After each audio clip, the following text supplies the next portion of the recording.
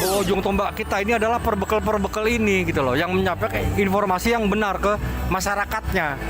Jangan takut melaporkan pelaku-pelaku penempatan non prosedural ke polsek atau kemana gitu, dia curiga, silakan.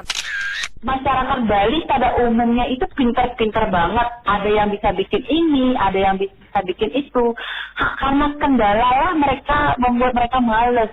Karena apa? Satu permodalan itu yang pertama. Iya, modal. Sebetulnya konsep energi bersih yang paling baik adalah yang sesuai dengan sumber daya alam yang dimiliki oleh negara tersebut. Jadi dalam hal ini karena Indonesia ini negara kepulauan, maka konsepnya bukan lagi konsep interkoneksi. Kalau pulau-pulau yang besar mungkin bisa ya Sumatera, Jawa. Tapi begitu kita bicara Indonesia Timur, maka itu harus menggunakan kearifan lokal.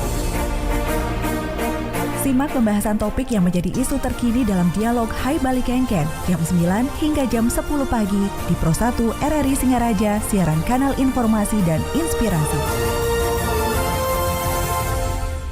Baik pendengar Pro 1 RRI Singaraja, siaran kanal informasi dan inspirasi, dan juga selamat pagi untuk Anda pemirsa kanal YouTube RRI Singaraja Official. Senang sekali saya Irna kembali bisa berjumpai Anda di dialog interaktif Hai Bali Kengken pagi hari ini. Nah, kami sudah bersama dengan narasumber kami. Ini terkait tentang polio. Nah, langsung saja saya akan sapa yaitu Dr. Niwayan Agustini, Selumbung M Biomed SPA selaku dokter spesialis anak. Om Swastiastu. Selamat pagi Dr. Agustin. Selamat pagi Mbak Ina. Nggih. Terima kasih sudah bisa hadir pagi hari ini di studio kami. Juga ada Dr. Putu Sukedana Esket, dokter umum. Om Swastiastu, selamat pagi Dokter Suke. Halo, Om Swastiastu, selamat pagi. Salam sehat selalu untuk kita semua pastinya. Ya, betul. Terima kasih sudah bisa hadir juga Dokter Suke. Ini sama-sama. terkait topik kita ya Dokter Agustin, yaitu pin polio, 2 tetes manis cegah kecacatan.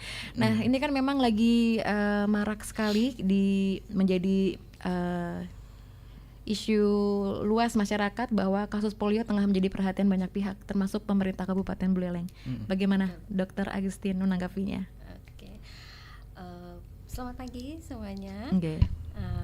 Pertama-tama terima kasih dulu ya kepada ID Buleleng atas undangannya untuk mengisi acara hari ini. Begitu juga dari RRI sudah memfasilitasi.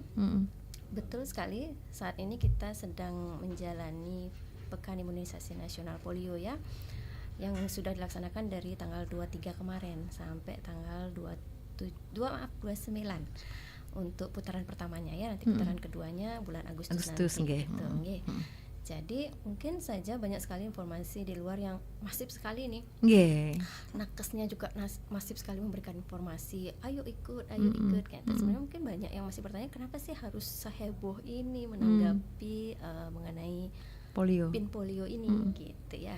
Jadi kalau kita misalkan para orang tua yang belum tahu, mungkin kalau bisa kita tarik ke belakang lagi itu sebenarnya ada ceritanya gitu. Jadi yang pertama kita harus tahu dulu virus polio itu bagaimana, yang menyebabkan kejadian polio ini atau lumpuh layu akibat polio ini bagaimana ya. Jadi dia ini sangat menular sekali virus polio ini, dan sangat menular dan mudah sekali menular. Kenapa? Karena dia hanya bisa lewat penularan lewat mulut ya, lewat makanan atau minuman yang terkontaminasi oleh virus ini. Jadi begitu mudah kan. Berbeda dengan mungkin HIV yang lewat suntikan, lewat narkoba itu kan lebih susahnya. Tapi kalau ini sangat mudah, dia sangat mudah tertular dan sangat menular juga.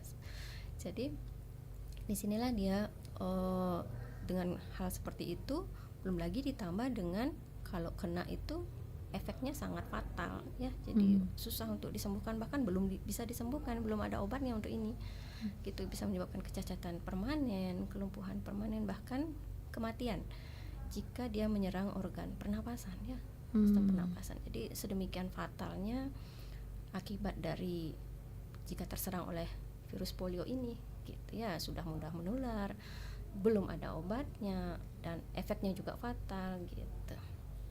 Belum lagi kalau misalkan kenapa sih bisa dari makanan atau minuman dia terkontaminasi, ini kembali lagi ke kitanya. Mungkin ada beberapa daerah atau kita semua mungkin yang PHBS-nya atau perilaku hidup bersih sehatnya kurang ya, jadi mungkin belum terbiasa cuci tangan sebelum dan setelah makan ya dengan sabun gitu, cuci tangan yang bersih. Belum lagi juga ada mungkin beberapa daerah yang tidak ada jambannya, atau ada orang yang tidak terbiasa untuk buang kotoran di tempat yang seharusnya gitu ya, mungkin di daerah-daerah tertentu. Begitu juga kita pengolahan makan dari orang yang terkontaminasi, dia mengolah makanan tuh terus untuk anggota keluarganya gitu ya. Jadi PHBS-nya juga sangat berpengaruh gitu ya. Terus juga terakhir itu tahun 2005 kalau tidak salah, itu cakupan imunisasinya turun sampai 77%. Itu baru 2005, itu belum saat kita kena pandemi ya, COVID itu orang kan pembatasan kegiatan ya di luar, jadi orang tua juga takut ngajak anaknya imunisasi gitu ya. Jadi bisa saja cakupannya juga lebih rendah lagi. Nah, kombinasi dari semuanya inilah yang menyebabkan ya boom, muncullah beberapa kasus-kasus yang seharusnya polio itu sudah musnah kemarin ya, tapi kok ada lagi gitu. Jadi sebenarnya bukan per tahun ini ya munculnya ya, sudah dari tahun-tahun sebelumnya, karena kita juga sudah tahap 2 ini gitu. Di tahun-tahun sebelumnya juga sudah ada kasus itu gitu. Cuman yang kemarin tuh ya, yang terakhir itu yang tahun 2023 kan ada kasusnya, jadi lebih dimasifkan lagi. Jadi kesannya masif itu karena kita 27 provinsi nih banyak ya. Sebelum-sebelumnya kan terbatas itu. Jadi tidak terlalu terdengar gaungnya. Sekarang 27 provinsi dari Sumatera, Kalimantan, Sulawesi, Bali ke timur ya. Itu jadi besar, blow up. Jadi kita harus ikut mengajak, ayo ikut gitu, melihat itu yang tadi yang di awal itu gitu. Oke, jadi itu flashback dulu bahwa seperti itulah sebenarnya kasus polio di Indonesia ya. Untuk di Bali sendiri sebenarnya mulai terdeteksi juga dari tahun lalu ya, Dok ya? Oh, sebetulnya sih tidak. Karena kalau sekali kita ketemu kasusnya itu, wah itu sudah bisa karena gini, kalau dia klinis polio itu dia itu 1% istilahnya. Jadi satu anak yang sudah positif dinyatakan positif lumpuh layu karena virus polio ini, jadi sudah ada 100 anak yang punya virus itu di badannya tapi tidak ada gejalanya. Jadi istilah kami klinis itu adalah asimptomatis. Jadi anak itu punya virusnya, hanya saja dia tidak menunjukkan gejalanya. Bisa saja ini pada anak-anak yang sudah lengkap vaksinnya. Bisa. Jadi dia bisa menularkan juga ke anak-anak sekitarnya. Nah, bayangkan dari 100 yang asimptomatis itu kena satu aja sudah 100 orang yang ini. Dan mungkin sayangnya jika dia kenanya ke anak-anak yang rentan lah hitungannya ya. Belum pernah imunisasi. Iya, rentan berarti ya, Dok ya. Jadi gejalanya dia pasti berat jadinya gitu. Dan itu juga sangat mempengaruhi sekali untuk kedepannya masalahnya ini. Dia kualitas hidup anak itu akan sangat berarti kalau bicara soal gejala, Dok, gejalanya seperti apa sebenarnya kalau memang ini kan kita nggak bisa ngomongin kita nggak tahu, tapi pas ketika udah kena gejalanya seperti apa gejalanya sebenarnya? Ada istilah kami adalah masa dari mulai masuknya virus sampai muncul gejala itu ada yang ada prosesnya berarti hitungannya. Itu paling cepat 7 hari sudah muncul gejalanya. Jadi kelumpuhannya biasanya mendadak dia. Mendadak terus disertai dengan gejala infeksi lainnya, karena ini kan virus biasanya dia demam tinggi gitu ya. Nah, kelumpuhan mendadak. Jadi kalau ada pasien misalkan curiga kelumpuhan mendadak, kita harus tanya flashback lagi tuh. Jadi bukan hanya memikirkan oh ini pasti polio, bukan. Karena banyak juga penyakit lain yang seperti itu. Jadi, karena memang beberapa penyakit indikasinya hampir sama ya, Dok. Betul, ya, seperti itu. Jadi perlu penelusuran lagi. Baik, ini baru awalnya dulu ya, Dok ya. Jadi untuk Anda sekali lagi yang baru saja bergabung, silakan Anda bisa komentar di live chat kanal YouTube RRI Singarja Official ataupun melalui WhatsApp kami 0811 399 9790. Anda juga bisa melalui voice call dari WhatsApp dan juga bisa on air langsung melalui telepon kami 0362246644. Sekali lagi pagi hari ini saya sudah bersama dengan Dr. Agustin dan Dr. Suke untuk membahas PIN polio, 2 tetes manis cegah kecacatan. RRI Digital, nikmati kemudahan interaksi, partisipasi, dan kolaborasi dengan RRI Digital. Interaksi, dengar dan saksikan siaran langsung kami, daftarkan akun Anda, dan mulailah berinteraksi di setiap program dan konten kami. Partisipasi, kreasikan konten Anda berupa berita, podcast, vlog, film, musik, dan playlist. Kolaborasi, kami mengajak berbagai komunitas untuk berkembang bersama melalui digital platform. RRI Digital kini juga menghadirkan terobosan baru, workspace platform, dan online learning platform dengan fasilitas-fasilitas unggulan, monitor impact and outcome, meeting online, video conference, dan library. RRI Digital menghadirkan fitur-fitur untuk peningkatan interaksi, partisipasi, kolaborasi, workspace, dan learning. Segera download RRI Digital.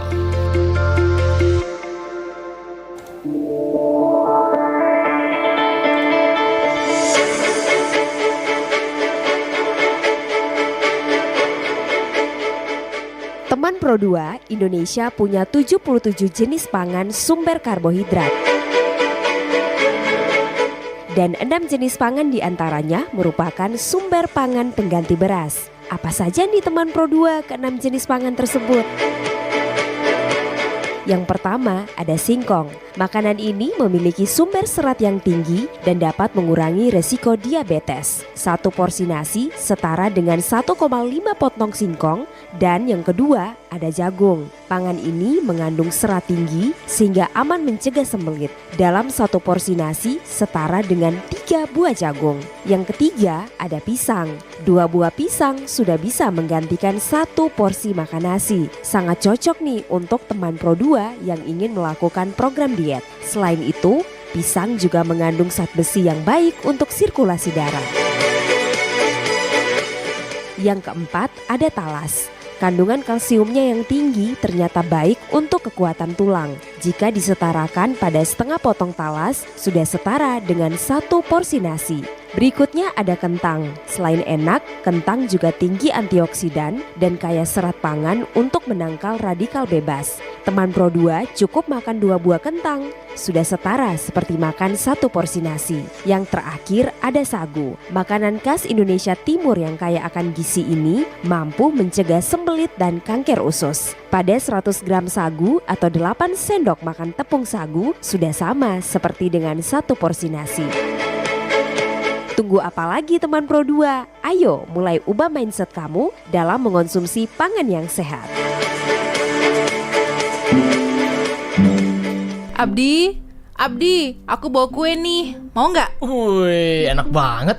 Mau dong, minta satu. Cuci tangan dulu dong. Loh, cuci tangan? Ini kue menghindari masalah ya? Bukan cuci tangan itu maksudnya. Cuci tangan pakai air. Alah, nggak usah. Tanganku bersih kok. Nih lihat, kayak nggak tahu tanganku aja. Tangan yang kelihatannya bersih belum tentu hygiene. Kalau nggak cuci tangan, kamu nggak boleh minta kue ini. Iya, aku cuci. Mana kuenya? Udah habis, kelamaan.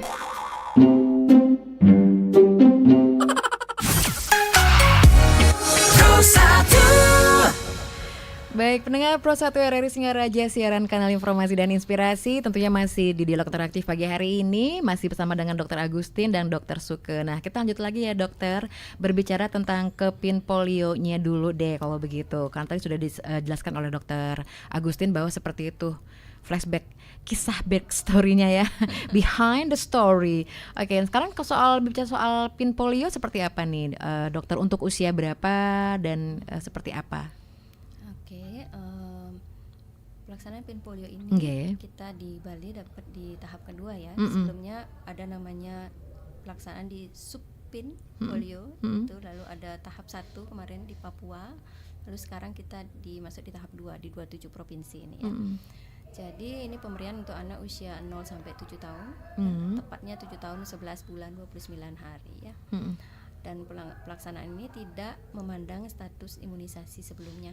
Jadi semua anak wajib dapat vaksin ini. Iya, pokoknya selama anak itu usianya 0 sampai 7 tahun ya dok. Betul, ya. Oke. Dan yang pasti dalam kondisi sehat ya. Jadi juga bisa ditunda sebetulnya pada anak-anak yang demam atau diare. Walaupun rasanya manis tetap ya dok ya. Iya betul, karena ya kalau sedang infeksi akut itu kalau kita berikan itu justru nanti malah timbul gejala ya. Gitu. Seperti jadi, itu. Karena dia kan virusnya juga sukanya di saluran cerna tuh. Jadi ya, untuk demam dan diare ditunda istilahnya. Jadi nanti bisa kalau sudah sembuh bisa diberikan. Gitu juga. Tapi ada juga anak yang tidak diberikan. Tidak diberikan, terutama untuk anak-anak yang satu mungkin dari bayi yang dia berat badan lahirnya, bayi yang sekarang nih ya, jangan riwayat yang kemarin, bukan ya, berat badannya kurang dari 2 kilo gitu, tidak diberikan. Tidak diberikan yang tetes yang sekarang ya, dia diberikan berupa suntian. Berbeda ya dok ya? Ya betul. Dan anak yang dengan imunodefisiensi atau istilahnya kekebalan tubuhnya rendah, seperti pasien dengan HIV dengan pengobatan steroid jangka panjang, begitu juga anak-anak yang tinggal dengan lingkungan yang ada HIV-nya itu tidak diberikan yang tetes sekarang, dia berupa injeksi nanti diberikan gitu. Jadi memang diwajibkan untuk semua anak, namun tetap diperhatikan untuk yang ditunda dan yang tidak diberikan dalam bentuk tetes ini.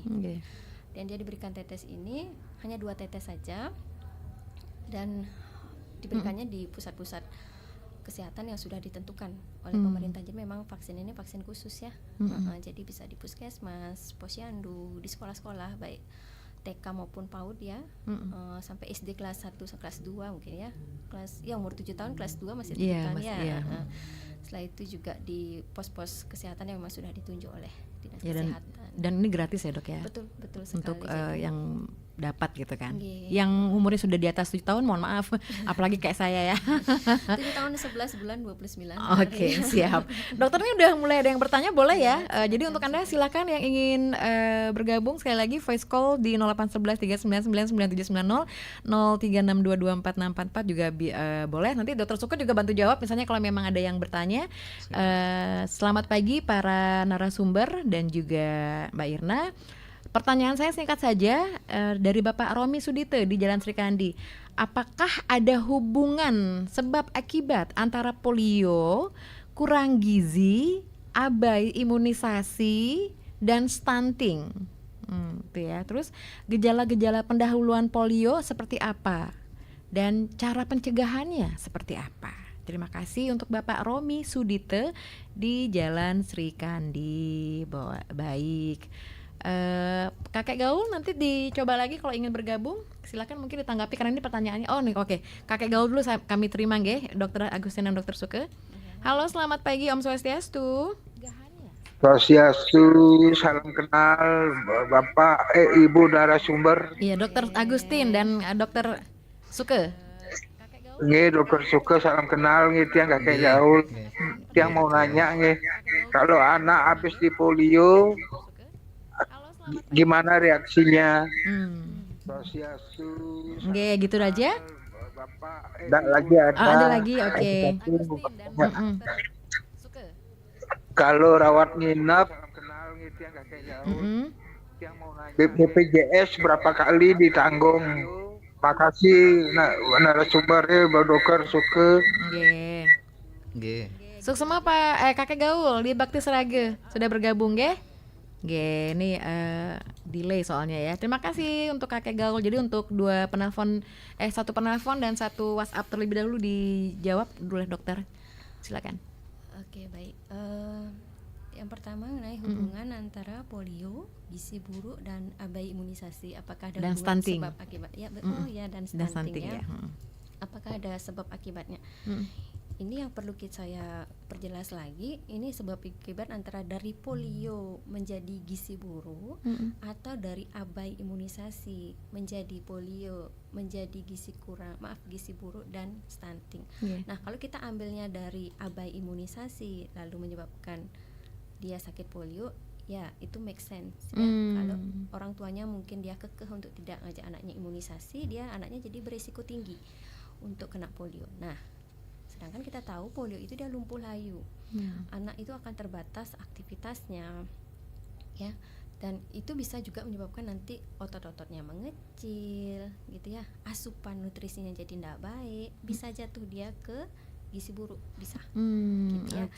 Dan bisa juga dari kondisi gizi buruknya ini karena dia aktivitas perkembangan dari awal mungkin dia terganggu, menyebabkan dia pertumbuhan dari tinggi badannya tidak sesuai dengan umurnya, jadi stunting bisa. Jadi kalau juga, ditanyakan hubungan sebab akibatnya begitu bisa ya, ada. Tapi apakah dari gizi buruk dia rentan terjadi polio, terjadi stunting, itu perlu kita telusuri lagi. Dia gizi buruknya karena apa? Karena gizi buruk tidak selalu karena tidak maaf, gizi buruk tidak selalu karena polio ya, dia sakit polio enggak, banyak sekali. Bahkan di lapangan seringkali ini ke faktor lingkungan sebetulnya yang menyebabkan gizi buruk ya. Jadi maaf ini agak melenceng sedikit ya. Jadi kalau ditanyakan mengenai hubungan sebab akibat, kalau yang seperti yang jelaskan tadi, dari abai imunisasi lalu menjadi polio lalu ke gizi buruk dan stunting, ya make sense. Itu bisa jadi hubungan sebab akibat. Gitu, ya. Yang kedua mengenai gejala. Gejala pendahuluan polio. Di awal dijelaskan bahwa dia ini adalah virus ya. Jadi virus itu seringkali akan menyebabkan baik dari bakteri juga akan menyebabkan infeksi dia. Nah, gejala-gejala infeksi yaitu demam tinggi, nafsu makan menurun, dan ini bisa terjadi lumpuh layu atau kelumpuhan secara mendadak. Jadi maksudnya mendadak dari awal muncul sampai muncul dari awal virus itu kena sampai muncul gejala itu minimal 7 hari. Jadi nanti pasti akan kalau ke rumah sakit mengalami seperti itu pasti akan ditanya 7 hari ke belakang. Atau paling enggak 12 hari atau 14 hari ke belakang pasti ditanya. Gitu. Jadi tidak serta-merta semua anak dengan betul yang seperti Mbak Ina sampaikan, yang dia dengan kelumpuhan, dengan demam, nafsu makan turun, apakah semua polio? Tidak. Itu pasti akan dicari tahu lagi informasi oleh tenaga kesehatannya. Tapi pendahuluannya begitu. Karena itu dah yang perlu kita perhatikannya adalah itu, kelumpuhannya itu mendadak. Tidak gitu, karena penyakit lain pun bisa loh ada kelumpuhan yang mendadak gitu, tapi makanya perlu ditelusuri lagi. Jadi gejalanya dia umum seperti penyakit infeksi yang lain ya. Terus cara pencegahan polionya cuma satu, vaksinasi. Nah gitu ya. Jadi tidak ada cara, makanya kita gaungkan untuk pin polio ini. Itu salah satu cara untuk mencegah, karena dia tidak bisa selain mencegahnya ini. Apakah dengan makan makanan bergizi saja, olahraga, anaknya disuruh les ini les itu, tapi vaksin polionya tidak dapat, bisa terkena. Jadi lebih baik kita mencegahnya dengan vaksinasinya. Gitu, ya. Baik.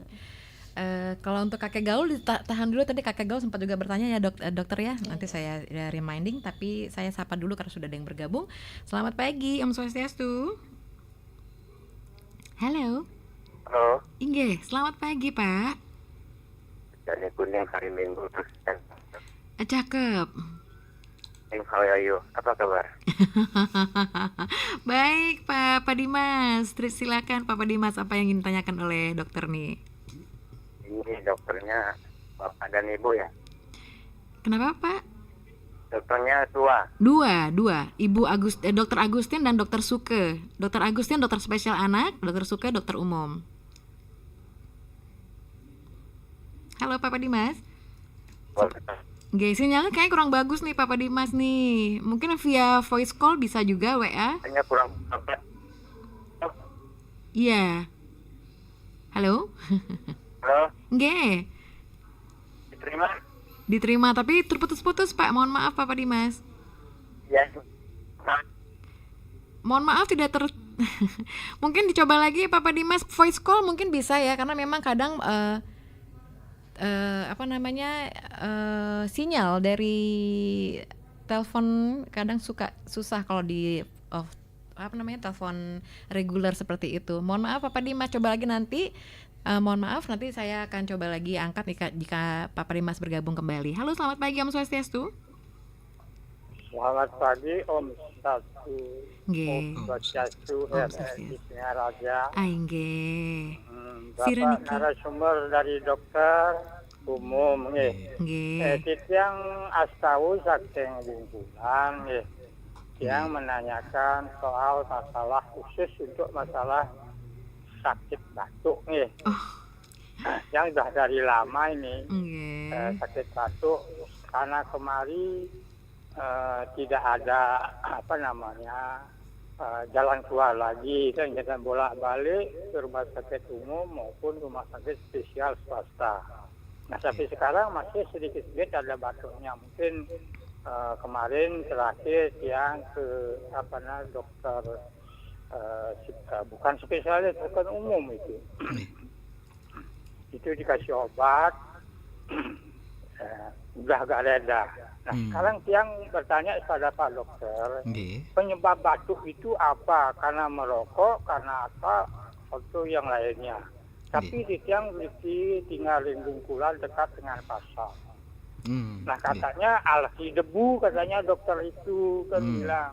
Nah sekarang bagaimana menghilangkan debu-debu yang ada bertebaran ke sana kemari, masuk ke rumah, masuk ke kamar begitu. Ini sering tiap hari itu kalau saya tidak nyapu satu hari, itu debunya banyak sekali. Coba Bapak bisa data banyak masyarakat yang sakit batuk gitu. Apalagi sekarang musim panas ini debu berterbangan. Debunya itu bukan debu Semarang debu, itu bahaya sekali debu itu. Nah untuk itu Tiang Harapan kemarin kepada yang bertugas di PDAM sampai Tiang sadar saat musim panas ini. Mohon maaf Pak Astawa, mungkin to the point saja karena memang kita topiknya berbeda sebenarnya. Tapi nggak apa-apa, nanti sama Dokter Suka nanti akan dibantu jawab. Berarti intinya adalah Pak Astawa mengeluhkan batuk, Iya itu karena bilang ada debu. Sekarang bagaimana debu itu? Seksama Pak Astawa. Om, santai Om. Jadi untuk diketahui untuk Anda pendengar dan pemirsa kanal YouTube RRI Singaraja Official, topik kita pagi hari ini adalah tentang PIN, Pekan Imunisasi Nasional Polio ya. Jadi kalau nanti ada siangan Klinik Angkasa akan hadir lagi untuk Anda. Jadi masih bersama dengan dokter, Berarti kita akan sapa dulu tadi kakek gaul yang bertanya masih dari polio tadi. Seperti apa tadi? Masih ingat pertanyaannya? Ya, silakan ditanggapi mungkin dari Dokter Agustin dulu.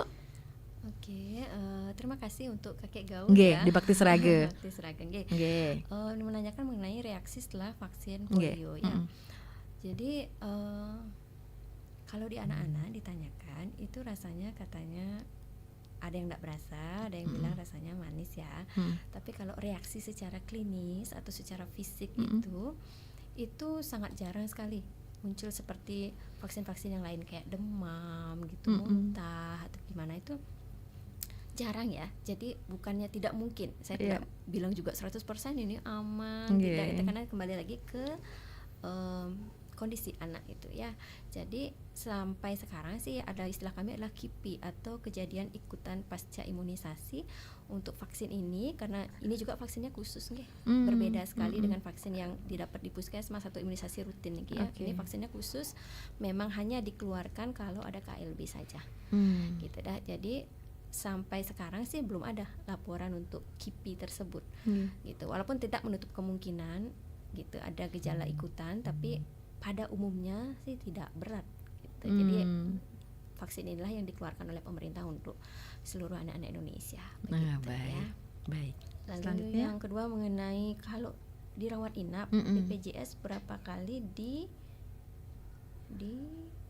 diizinkan untuk menggunakan BPJS kalau rawat inap apa ini polio apa nih ya? Kalau misalnya polio mungkin ya, kita fokus ke polio aja deh. Polio aja ya. Jadi kalau dia polio memang betul, kalau misalkan kita ketemu dengan pasien kan pasti ditelusuri dulu ini. Pasti ditelusuri dulu dan betulkah dia memang polio atau penyakit lain. Dan kalaupun dia betul polio memang harus dilaporkan lagi ke dinas kesehatan untuk cek PCR juga namanya, menentukan jenis polio, karena begitu concern sekali kita, satu ketemu itu sudah harus dianggap luar biasa sekali gitu. Jadi kalau untuk dia ditanggung berapa sama BPJS itu mungkin dari informasi itu saya kurang pasti karena jalurnya juga nanti pasti berbeda panjang karena untuk penelusuran dia betul-betul dibilang polio itu alurnya itu lumayan. Jadi kalau masalah berapa kali untuk bisa diizinkan oleh BPJS, pemakaian BPJS pada pasien polio ya mungkin Dokter Suka yang bisa membantu. Mungkin pernah mengalami gitu seperti gitu ya. Mungkin silakan Dokter Suka untuk menanggapi sebelum tadi menanggapi dari Pak Astawa yang mengeluhkan batuk tadi ya. Silakan Pak Suka. Terima kasih Kakak Gaul, salam kenal ya Kek. Saya Dokter Suka. Jadi mungkin yang pertama juga pengalaman Kek. Kebetulan saya ada 2 anak, satu umur 2 tahun dan 9 bulan. Itu habis divaksin polio itu dia bilang yummy gitu Kek. Jadi yummy, enak gitu. Enak gitu. Jadi ini salah satu menurut saya peluang sih Kakek dan juga teman-teman dan masyarakat serta para orang tua di rumah. Pertama, peluang kita untuk melindungi anak kita dari satu penyakit yang belum ada obatnya. Yang kedua adalah ya reaksinya tuh sangat-sangat jarang seperti yang disampaikan oleh dokter Agustini tadi ya. Sangat-sangat jarang. Bahkan tadi sebelum kesini sebenarnya saya telepon ke teman-teman yang di Banjar, teman-teman di Kubu Tambahan, kemudian di Puskesmas Buleleng satu, kemudian saya sampai telepon ke teman di Sulawesi Tenggara yang tugas di sana, belum ketemu kipinya. Ya, belum ada anak-anak yang mengalami kipinya sampai berat sekali ya. Jadi ini peluang. Jadi kayak gaul jangan khawatir. Kita sama-sama yuk bareng-bareng kita sampaikan kepada masyarakat, karena kalau kami saja rasanya perlu bantuan masyarakat untuk menyampaikan. Itu yang kedua. Berapa kali dirawat dengan tanggungan BPJS. Kebetulan sekali saya bukan yang terlalu membidangi untuk BPJS di rumah sakit, tetapi sepanjang itu sesuai dengan prosedur. Kalau itu emergensi ya harus melalui UGD, kalau dia tidak emergensi ya melalui poliklinik. Saya ditanggung ya. Mungkin nanti dari teman-teman BPJS lebih yang bisa detail lebih, gitu nih. Gitu. Mungkin dalam kesempatan ya, kakek ya. Baik, penelpon selanjutnya dokter ya, kita sapa nggih. Om Swastiastu, selamat pagi. Selamat pagi, Rahayu. Nggih Rahayu, sira niki. Sira Pak? Suliasi Kagradio. Oh, silakan Pak. Aduh, Suliasi. Pekan imunisasi ya. Iya, pekan imunisasi nasional. Maaf bila nyangkir pertanyaannya saya di satu bulan. Nah, saya sekarang di Kagradio. Banyak sekali melihat usia kepala 5 itu, kakinya yang dulu lurus sekarang melengkung kayak pedang. Nggih. Bapak sinyalnya kurang bagus niki. Nah, padahal usia saya waktu itu kenal yang namanya imunisasi. Kira-kira apa ada salah dengan imunisasi atau karena usia dan pola makan? Cuma dan Pak Dokter, terima kasih. Berarti mohon maaf nggih terputus nggih. Berarti pertanyaannya Bapak Suliasa adalah imunisasi sudah, tapi sekarang kok ada melengkung di bagian kaki, kalau nggak salah seperti itu ya Pak Suliasa nggih. Itu apakah karena memang nggak kena imunisasi atau faktor lain, usianya Bapak sudah tua seperti itu. Mungkin itu ya Pak Suliasa. Mohon maaf nih, kayaknya sinyal-sinyal di daerah Jagarage, Panji Anom kurang begitu baik kami terima. Jadi mungkin nanti boleh, jika Anda mempunyai WhatsApp ya, boleh menghubungi kami melalui voice call WhatsApp 0811 399 9790. Mungkin ditanggapi dulu tadi Pak Astawa belum ya? Oke, silakan Dokter Suke. Mohon izin Swastiastu Pak Astawa. Salam kenal dan salam dengan teman-teman dan teman-teman di Bungkulan. Jadi mudah-mudahan Pak Astawa segera cepat sembuh dan selalu sehat keluarga nggih. Jadi terus terang untuk penyebab batuk tuh kami para dokter mesti cek langsung Pak Astawa, kondisi fisiknya Pak Astawa seperti apa, apakah ada terganggu di bagian fisik. Tetapi yang yakin dengan sejawat kami dari informasi yang disampaikan ke Pak Astawa, mungkin ada faktor lingkungan yang mempengaruhi sehingga Pak Astawa batuk-batuknya itu hilang timbul. Kemudian Pak Astawa juga, kalau menurut saya Pak Astawa ini luar biasa Bu, karena dia sampai cek langsung ke lingkungan, kemudian menghubungi ke bagian terkait. Itu masyarakat seperti Pak Astawa ini luar biasa menurut saya. Jadi salah satu yang bisa untuk kami sarankan Pak Astawa, pertama Pak Astawa, satu memang lingkungannya, kalau memang ada permasalahan untuk debunya, bisa untuk menggunakan dari diri sendiri dulu ya. Pengalaman kami adalah masker itu sangat membantu sekali. Sangat membantu sekali. Kami para dokter kalau misalnya jarang menggunakan masker terutama di rumah sakit, itu mungkin akan banyak yang tumbang. Mungkin banyak yang tumbang. Jadi Pak Astawa kalau misalnya banyak sekali debu, nunas tulung bisa digunakan maskernya walaupun misalnya di rumah. Yang kedua adalah banyak sekali debu di lingkungannya, bisa untuk disiram dengan menggunakan, memang daerah sekarang memang lagi banyak debu nih, pancaroba. Kemudian kalau misalnya terkait kebijakan dari dinas-dinas, terus terang itu ampura Pak Astawa bukan ranah tiang, tetapi bisa langsung disampaikan kepada dinas terkaitnya nih ke. Namun paling penting nih Pak Astawa, dan tiang sendiri mengalami, orang tua tiang juga mengalami, tiang vaksin dia dengan vaksin influenza. Ada ya Dok? Ada. Jadi untuk orang dewasa maupun anak-anak sebenarnya juga ya dokter ya, itu vaksin influenza. Tiang sendiri juga Pak Astawa dan juga Kak Emna, itu tiang setiap 1 tahun vaksin influenza. karena berisiko bagi yang menghadapi orang yang sakit setiap saat, kemudian debu-debu di jalan. Jadi vaksin influenza itu membantu sekali untuk mencegah kita mengalami namanya infeksi saluran pernapasan. Pas tahu mungkin seperti itu. Salam sekeluarga nih Pas tahu, kalau misalnya apa sekali penyebabnya dan bagaimana cara menghilangkan alergi. Alergi itu adalah reaksi tubuh kita Pas tahu. Jadi kalau misalnya dari hasil pemeriksaan laboratorium ternyata memang benar alergi penyebabnya, maka reaksi tubuh kita memang ini sing cocok nih, sing cocok ya, memang ampura itulah pedoman irage mungkin kenten. Yang saat si A mungkin sing cocok ajak kepiting, si B sing cocok ajak udang ya. Ada masih sing cocok dengan zat yang lainnya. Bahkan kami pernah sing cocok ajak tungau, mungkin ibu pernah dengar tungau kutu-kutu kecil gitu ya, ada gitu. Jadi setelah kita bersihkan lingkungannya, kemudian kalau misalnya pas muncul ya gatal-gatalnya atau batuknya, ya kita kasih obat anti alergi Astungkara. Baik ya. Kenten ya Pak Astawa, salam sekeluarga ya, selalu sehat Pak Astawa. Baik, selanjutnya nih Pak Suliastri Jagaraga nih, ya, Dokter Agustin gimana menurut dokter? Mengenai dari usia 55 tahun ya? Iya, di atas itu ya seperti tadi ya. Karena suaranya terputus ya dokter ya. Mohon maaf Pak Suliastri. Jadi intinya adalah sudah dewasa lah hitungannya ya.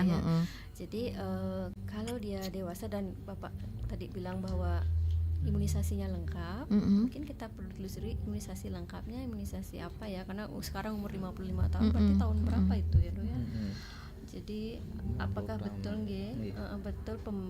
itu adalah pemberian vaksin polio, karena sesuai teorinya dia itu biasanya pada anak-anak paling rentan itu di bawah 5 tahun sebetulnya. Jadi kalau usia di atas 55 bisa, saya tidak menyatakan apakah ini pasti gitu, tapi kok saya condongnya ke arah dia proses degeneratif ya, proses karena pengaruh usia gitu ya. Jadi bisa pengaruh usianya yang menyebabkan atau kurang kalsium pengaruh nggak dok ya? Juga mungkin orang tuanya jarang bergerak ya, imobilisasi itu bisa menyebabkan kelemahan juga dari tungkai bawah. Jadi untuk masalah dia betul karena bisakah kemungkinan karena polio atau tidak, perlu penelusuran lagi ini gitu. Karena saya pribadi dari dokter umum sampai sekarang nih belum pernah sih saya ketemu kasus seperti ini jadi seringnya ke anak-anak sih, yang makanya paling rentannya di bawah 5 tahun, sehingga pada PIN polio ini ditegaskan sampai usia 7 tahun itu wajib gitu ya. Nah ini ada yang bertanya lagi dokter, kalau sudah terkena polio apa bisa disembuhkan? Nah seperti itu. Kalau polio tidak bisa disembuhkan ya, belum ada obatnya. Sekali lagi polio tidak bisa disembuhkan. Jika sudah terkontaminasi, sudah sakit polio ya. Tidak bisa karena saya bilang belum ada. Kita harapkan sih dengan semoga penelitian nanti dengan kemajuan teknologi dan apalah istilahnya dok ya. Ya betul, nanti kedepannya tuh bisa ada obat untuk polio ya. Tapi sampai sekarang itu belum ada obatnya, tidak bisa disembuhkan, sangat mudah menular. Satu-satunya cara untuk tidak sakit itu adalah dengan mencegah dengan vaksinasi polio begitu. Baik. Jadi untuk mohon maaf kakek gaul, jadi kalau sekali lagi secara umum menggunakan BPJS itu adalah ranahnya BPJS. Untuk saat ini dengan Dokter Agustin dan Dokter Suka kita lagi fokus ke polionya, nggih. Jadi jika kakek gaul memiliki kartu BPJS dan ingin menggunakannya, boleh bertanyanya ke pihak BPJS seperti apakah cara penggunaannya, apakah bisa pakai berapa kalinya. Seperti itu kakek gaul, terima kasih. Penelpon berikutnya boleh dokter ya, kita sapa ya. Om Swastiastu, selamat pagi. Selamat pagi Bu. Nggih, si Reniki. Yang Kajeng Bu dari Panji. Nggih, silakan Pak Kajeng. Yang mau ke Pak Dokter, selamat pagi ya Pak Dokter. Nggih, selamat pagi Pak Kajeng. Cinta tuh ada vaksin influenza ya? Nggih. Kalau boleh saya tahu Pak, di mana bisa saya dapatkan itu? Dan kalau memang berbayar, berapa kira-kira itu Pak? Oke, nggih. Terima kasih banyak Pak. Nggih, sama-sama Pak Kajeng. Terima kasih. Ya, mungkin tanggapi langsung biar nggak lupa. Nggih Pak Kajeng.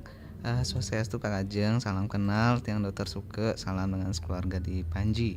Jadi vaksin influenza itu ada di fasilitas kesehatan di area Singaraja Pak Kajeng. Kalau tiang langsung nyebut tempatnya itu ampura agak kurang etis, tapi nanti tiang ada nomor HP-nya kayaknya ya. Nomor HP-nya Pak Kajeng. Oh enggak, karena dia by phone nanti di chat kami ya Pak Kajeng. Pak Kajeng mohon izin boleh di info nomor HP-nya Pak Kajeng, nanti kami info di mana lokasi yang memungkinkan. Terus terang biar tidak ada konflik of interest atau etika kami, mohon izin Pak Kajeng, tapi ada di daerah Singaraja dan itu sudah berizin. Kemudian untuk estimasi harganya itu berkisar mulai dari 300-an Pak Kajeng. Itu sudah bisa setiap 1 tahun sekali Pak Kajeng. Itu pun yang sudah mengalami sekali manfaatnya untuk ibu saya, kemudian untuk yang sendiri sebagai seorang dokter. Salam ya Pak Kajeng. Dan standar prosedurnya Pak Kajeng, sebelum dilakukan vaksinasi itu pasti akan dicek tensi, dicek suhu ya. Apakah boleh apa tidaknya? Betul. Misalnya ada alergi terhadap isi dari vaksinnya itu, maka tidak boleh. Kalau misalnya ingredient soalnya kita nggak tahu ya. Jadi kalau misalnya tensi bagus, suhu bagus, kemudian kondisi fisiknya stabil, kemudian tidak ada alergi, baru divaksin Pak Kajeng. Jadi don't worry, jangan khawatir. Sebelum divaksin dan setelah divaksin, standar prosedur itu akan diobservasi juga Pak Kajeng. Makasih Pak Kajeng. Mohon izin untuk nanti WA nomor HP-nya ke Kak Irna ya. Ke nomor kami 0811 399 9790. Kami akan kembali sesaat lagi. RRI Digital. Nikmati kemudahan interaksi, partisipasi, dan kolaborasi dengan RRI Digital. Interaksi, dengar dan saksikan siaran langsung kami, daftarkan akun Anda, dan mulailah berinteraksi di setiap program dan konten kami. Partisipasi, kreasikan konten Anda berupa berita, podcast, vlog, film, musik, dan playlist. Kolaborasi, kami mengajak berbagai komunitas untuk berkembang bersama melalui digital platform. RRI Digital kini juga menghadirkan terobosan baru, workspace platform, dan online learning platform dengan fasilitas-fasilitas unggulan, monitor impact and outcome, meeting online, video conference, dan library. RRI Digital menghadirkan fitur-fitur untuk peningkatan interaksi, partisipasi, kolaborasi, workspace, dan learning. Segera download RRI Digital.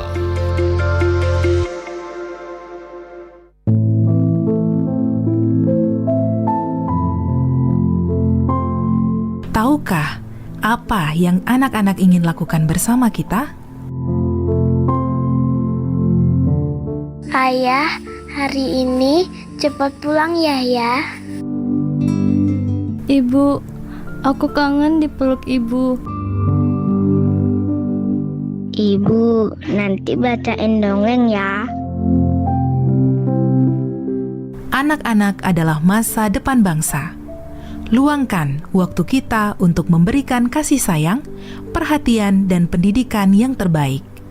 Bersama-sama, kita bisa ciptakan dunia yang lebih baik bagi mereka.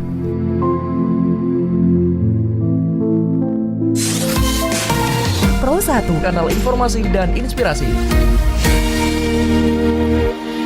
Baik Dokter Agustin, ini ada yang bertanya kembali. Tadi sudah disampaikan oleh dokter bahwa polio itu kan akibat terkontaminasi bakteri kotoran manusia. Nah, apa hubungannya? Kok bisa menimbulkan penyakit polio ya dok? Itu saja. Terima kasih untuk penjelasannya dari Ibu Suri. Terima kasih Ibu Suri. Silakan dokter. Oke, baik. Terima kasih kepada Ibu Suri. Nah, begini, ini berkaitan dengan memang hidupnya dari vaksin, dari virusnya sendiri ya. Jadi memang ada virus yang dia hidupnya di kelenjar getah bening ada, di darah ada. Nah, kalau pada polio ini dia sukanya di saluran cerna.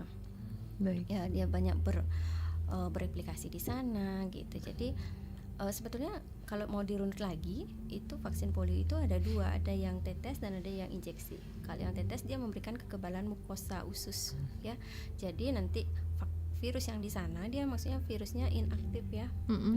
Maaf, virusnya dilemahkan. Dilemahkan, oke. Dari bentuk tetes itu. Jadi nanti kalau misalkan anak tidak mendapatkan vaksin seperti itu, nanti dia virus yang ada di polio yang ada di saluran ususnya nih dia akan keluar lewat feses, yang di sana yang bisa menyebarkan ke sekitarnya. Jadi bukan dari fesesnya terus dia menyebar ke udara begitu jadi kena polio, tidak begitu. Karena sekali lagi di awal saya sampaikan dia itu penularannya lewat mulut ya, melalui makanan atau minuman yang terkontaminasi. Jadi seperti tadi, jadi kalau kita tidak terbiasa cuci tangan, kita tidak pernah tahu anak-anak main di bawah ya, tidak kita biasakan untuk cuci tangan dengan sabun yang baik, habis itu dia jajan karena lapar, masuklah virus itu gitu ya. Begitu juga kalau yang daerah yang seperti yang bilang tidak terbiasa, mungkin BAB di jamban, BAB di sungai mungkin ya. Jadi di sana penyebarannya, mungkin airnya dipakai untuk kegiatan sehari-hari oleh warganya dari sana. Begitu juga kita harus perhatikan daerah itu, karena dia penularannya memang lewat feses sih.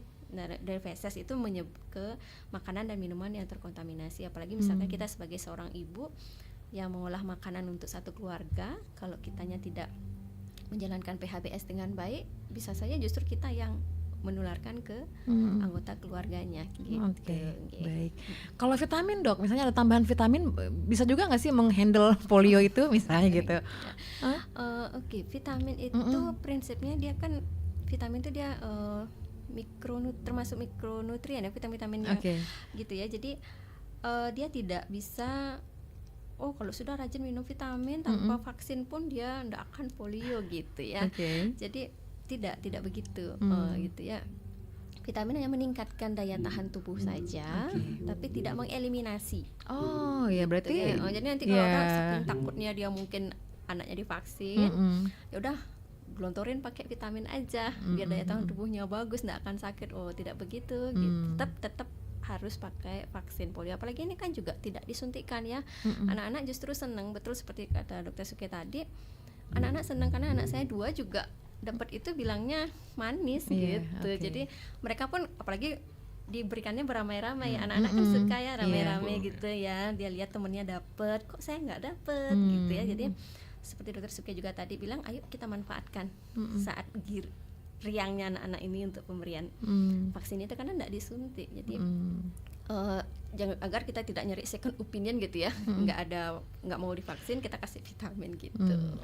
Berarti kalau misalnya nih, mohon maaf dokter, kalau misalnya nih yang kalau yang di sekolah atau yang di posyandu, jika memang saat itu pembagian pinnya mungkin lagi nggak enak badan, nggak dateng, nanti kalau misalnya mau ke Vaskes untuk minta pin itu di mana? Vaksin polio itu di mana, Dok? Bisa kan misalkan kan kita punya spare waktu ini dari tanggal 23 sampai 29 ini. Jadi misalkan sekarang tanggal 26 mungkin dia lagi sakit, mungkin diobati dulu sakitnya. Kita nanti selanjutnya dia sudah sembuh sebelum tanggal 29 atau pas di tanggal 29 itu bisa segera ke puskesmas. Puskesmas ya, oleh puskesmas. Nanti biasanya sih jarang puskesmas ya, mereka ke posyandu biasanya. Jadi nanti dari puskesmas kita tanya dulu, mungkinkah ada jadwal terdekat atau lokasi yang terdekat dari tempat tinggal kita gitu. Boleh berarti ya. Jadi sekali lagi catatan pentingnya, jika memang putra-putri Anda sedang demam atau sakit, untuk pas ketika pembagian pin polio tersebut, jadi the next day-nya setelah sehat baru ini ya, Dok ya. Baik, ini kita nggak terasa loh, Dok. Masih ada waktu 5 menit lagi sih sebenarnya. Tapi dokter nih, mungkin yang perlu diketahui bahwa tadi kan dokter juga menyebutkan bahwa PHBS ini penting banget ya. Sebenarnya sayangnya dari zaman Covid dulu juga PHBS kan di ini ya, Dok ya, dia digencarkan. Nah, sekarang ternyata juga PHBS ini juga hitungannya lemah lagi nih, hitungannya seperti apa nih, Dok? Tapi sabar, Dok, ada yang bergabung melalui WhatsApp kami. Selamat pagi, Om Swastiastu, Pak Putuwayang. Selamat pagi, Bu Irna. Pak Putuwayang, selamat pagi, sehat Pak? Ya lumayan lah, asongkare menanang sini. Silakan Pak Putuwayang, apa yang ingin sampaikan? Ya, ini saya mau menanyakan, vaksin polio ini sudah dari dulu adanya ya? Maksudnya tahun berapa itu? Karena saya kelahiran tahun 57, pada waktu itu apakah sudah ada vaksin polio ya? Soalnya yang saya sering tubuh saya terjadi bersin-bersin sama pilek di tahun sekarang ini loh. Itu yang saya tanyakan. Apakah mungkin dulu tidak dapat vaksin polio, mungkin sekarang baru ngerat gitunya penyakitnya, mungkin seperti itu ya. Nggih, Pak. Cuma itu dia tanyakan ya. Terima kasih Ibu narasumber sama Bu Irna. Sami-sami. Suksema mawali Pak Putuwayang di Tejakule. Mungkin langsung ditanggapi oleh Ibu dokter? Oke, untuk vaksin polio sendiri dia mulai masuk dalam cakupan imunisasinya itu dari tahun 1982 ya. Jadi kalau bapaknya sekarang umur berapa ya? Tahun kelahiran tahun 70 ya. Mungkin belum dapat waktu itu ya. Di tahun 1982 sepanjang gini saya ya. Mulai dari tahun 1982 dari vaksin polio itu. Jadi kalau berkaitan dengan gejala sekarang kayak meriang-meriang ya dibilang tadi, kita harus telusuri lagi nih meriang-meriangnya karena apa ya? Menunjukkan kasih sayang atau apa nih Pak Putuwayang? Jadi kembali lagi seperti Bapak yang tadi Bapak Sireng ya, supaya yang di Jagerage juga menanyakan Pak Suliase ya. Jadi memang harus dilihat lagi niki gejala yang Bapak rasakan niki, apakah tidak faktor degeneratif, proses degeneratif akibat usia itu atau yang lain gitu. Jadi sarannya mungkin lebih baik periksakan lebih lengkap lagi ke fasilitas kesehatan yang terdekat begitu. Oke. Tambahan mungkin dari Pak dari dokter Suke, silakan dokter. Oke, mohon izin mungkin tadi menambahkan untuk Pak Suliase. Pak Suliase nanti saran tiangnya Pak Suliase, tolong ke bagian tulang dulu sehingga nanti bisa dicek apakah ini pengaruh ke faktor usia tok atau yang lainnya Pak Suliase. Nggih, mudah-mudahan selalu sehat ya Pak Suliase. Terus tadi mungkin tiang tambahan untuk titipan dari teman-teman puskesmas. Oh, ada telepon. Telepon lagi ya, boleh ya. Ditahan dulu ya dokter ya. Siap. Baik, selamat pagi Om Swastiastu. Penelpon terakhir untuk pagi hari ini. Halo. Selamat pagi Om Swastiastu. Nggih, Pak Sutaya nggih. Nggih, durus Pak Sutaya. Pak dokter ya. Nggih, Saya sering melihat dan memang mungkin kenyataannya ya. Jadi orang-orang lansia itu mungkin umurnya 60 tahun ke atas atau 70. Nah, jalannya sudah normal ya. Langkahnya pendek-pendek dan kalau mengangkat kaki itu sepertinya tidak normal sehingga agak dia merasa terganggu lah. Kalau dia jalan itu merasa tersiksa. Apakah ini disebabkan karena mungkin ada virus polio ataukah supaya kita pada saat tua tidak kena itu. Nah seperti keadaan seperti itu apakah mungkin bisa dicegah dengan kita melakukan itu vaksinasi polio. Sekian dan mohon maaf ya. Om Santi tadi Om Rahayu. Om Santi Om. Suksema Pak Sutaya juga yang di Tejakule. Silakan dokter. Terima kasih Pak Sutaya yang dokter Suke, salam kenal ya Pak. Jadi untuk kalau di atas umur 60 tahun itu manula, memang itu prosesnya mengalami satu jalan terganggu. Proses fisik kita, organ-organ tubuh kita itu menurun. Bahkan kalau di atas 30 tahun itu setiap tahun memang menurun 1% fungsi organ tubuh kita. Jadi kalau misalnya jalannya agak berbeda dengan yang kita masih muda atau dewasa, langkahnya sedikit-sedikit, kemudian bahkan lemes misalnya itu, kita perlu cek langsung Pak Sutaya. Tetapi kata kuncinya adalah kalau polio itu adalah dia itu tidak berefek pada makin lemahnya itu setengah-setengah aja langsung dia langsung dia tidak bisa jalan, bahkan ampura Pak Sutaya itu sampai di luar negeri itu sampai dia tuh napasnya pun dipakai alat bantu Pak Sutaya. Jadi tidak main-main untuk yang polio ini, langsung efeknya itu sing tengah-tengah ya Pak Sutaya. Jadi kalau saran tiangnya pada mohon izin peka nenek ataupun bapak ibu yang lansia, kalau misalnya lemes kemudian jalannya agak terganggu, ada juga faktor saraf bisa, bahkan ada kalau bapak ibu pernah dengar atau Parkinson seperti itu, memang dia cara robot dia jalannya ya. Kemudian juga faktor-faktor usia yang lainnya. Jadi perlu dicek ke teman-teman kita terdekat. Kalau di Tejakulek bisa ke dokter umum bisa. Kemudian juga kalau misalnya Pak Sutaya Tenggalah ke kota bisa ke dokter spesialis untuk kita cek juga apakah ini karena faktor yang lain. Tapi kalau misalnya dari ceritanya Pak Sutaya, kemungkinan itu bukan karena polionya. Itu pertama. Yang kedua, pencegahan untuk polio itu memang golden time-nya itu adalah waktu kecil ya. Tetapi kami kalau misalnya pada orang dewasa, bahkan kalau di luar negeri Pak Sutaya, itu ada syarat pekerja migran Indonesia yang mau keluar negeri itu wajib vaksin polio. Jadi pada orang dewasa yang mau vaksin polio? Ada. Yes. Jadi tetapi tentu ada prosedurnya. Satu, ditanya dulu waktu kecil tuh berapa kali pernah divaksin. Kalau sing tain gatinan belum pernah sama sekali, berarti dia biasanya 3 kali. Tapi kalau misalnya sudah pernah dan itu sudah 3 kali, cukup sekali. Nah, jadi nanti dicek tensi juga Pak Sutaya, kemudian juga dicek suhunya dan lain sebagainya, baru nanti divaksin. Kenten Pak Sutaya ya, salam sekeluarga nggih. Baik dokter, ternyata waktu kita masih ada 2 menit lagi. Mungkin sebagai closing statement untuk topik pagi hari ini tentang PIN polio, silakan Dokter Agustin terlebih dahulu. Oke, baik, terima kasih. Mari kita bersama-sama untuk mensukseskan ya pelaksanaan PIN polio tahap 2 ini di daerah kita. Dan bagi para orang tua yang sudah melaksanakan putaran pertama, mengajak buah hatinya ke fasilitas kesehatan untuk mendapatkan PIN polio, vaksin polio ini, saya ucapkan sangat-sangat terima kasih atas kesadarannya untuk ikut menjaga anak-anak kita. Nanti kita bertemu lagi di putaran kedua ya, di bulan Agustus itu wajib juga ya. Lalu untuk yang belum, mungkin yang kemarin masih ragu ya, kemarin masih ragu, sekarang sudah lebih yakin lagi. Ayo kita, masih ada waktu ini sampai tanggal 29 nanti. Dan mungkin masih ada yang ragu, kemarin di daerah saya sudah dilakukan Dok, tapi saya ragu. Sekarang saya udah yakin mau, tidak apa-apa.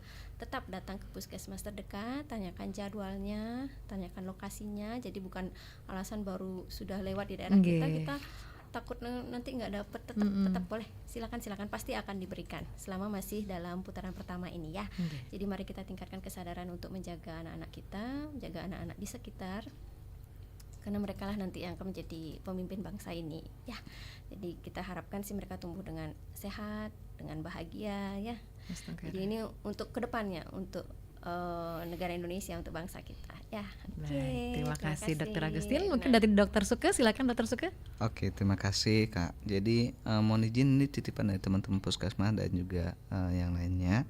Untuk daerah-daerah yang sampai kemarin, data kami kemarin sampai tanggal 25 Juli itu daerah-daerah yang masih belum mencapai target dan belum banyak warganya untuk polio. Ayo bareng-bareng, terutama mungkin izin juga Pak Sutaya, daerah Tejokule itu masih perlu untuk lebih banyak lagi diajak masyarakat Bapak Ibu.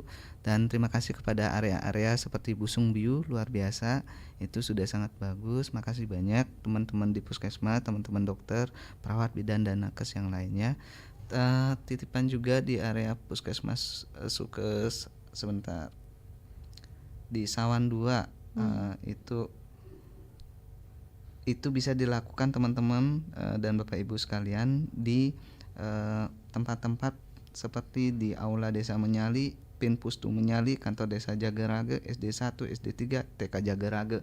Jadi semangat kita bersama ini bersama-sama nggih Bapak Ibu sekalian, dari teman-teman nakes dan juga Bapak Ibu sekalian. Salam untuk anak dan juga salam sehat semuanya. Terima kasih. Terima kasih. Sama-sama bergandengan kita semua ya berarti Baik. Terima kasih Dokter Agustin dan Dokter Suke untuk pagi hari ini, dan juga untuk Anda yang sudah menyaksikan melalui kanal YouTube RRI Singaraja Official dan melalui line telepon dan juga WhatsApp kami. Dan tentunya salam sehat untuk kita semuanya demi Indonesia. Mas ya, dokter ya. Baik. Kami tutup dengan Parama Santi. Om Santi Santi Santi Om. Om Santi Santi Santi. Pro 1 RRI Singaraja. Follow Instagram Pro 1 RRI Singaraja, Facebook Pro 1 RRI Singaraja.